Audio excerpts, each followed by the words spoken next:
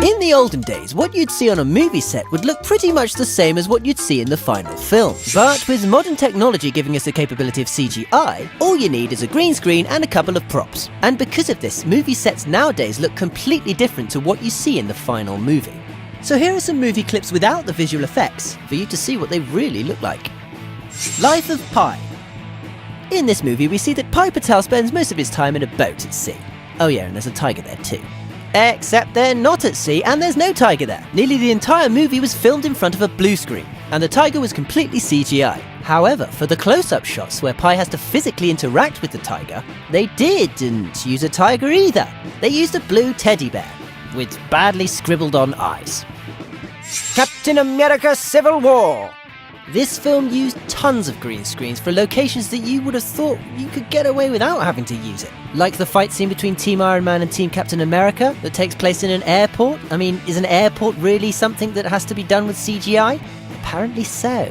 But the scene where Captain America stops the helicopter from taking off with his bare hands makes more sense, as that was done at ground level rather than on a dangerous rooftop. The Wolf of Wall Street. You'd think that being based on a true story, there wouldn't really be any need for fancy fantasy scenery, but this film was full of it. It was used for foreign locations the characters visited, to enhance the beach houses that they partied at, and of course for more obvious things like having a lion walk through the office. Yeah. Gravity. This wasn't actually entirely filmed in front of green screens, but in front of TV screens, in order to get the right lighting on the actors' faces. But yes, the majority of the scenery is computer generated, as so are some of the props, as some of the controls you think they're interacting with aren't even there. I'm not sure if this is clever or just lazy. Godzilla! Of course, Godzilla was completely CGI, because using a guy in a suit doesn't really cut the mustard these days. But aside from the obvious CGI, there is some CGI that might actually surprise you. For example, when the army's on the coast trying to attack the monsters, there's nothing there. Just green screens and a fence and some soldiers. Jurassic World. Of course, this movie heavily relies on CGI, as dinosaurs are extinct, and dressing an actor up in a dino suit looks, well, we all know what that looks like. So as a result, many of the scenes look entirely different to what's seen in the movie.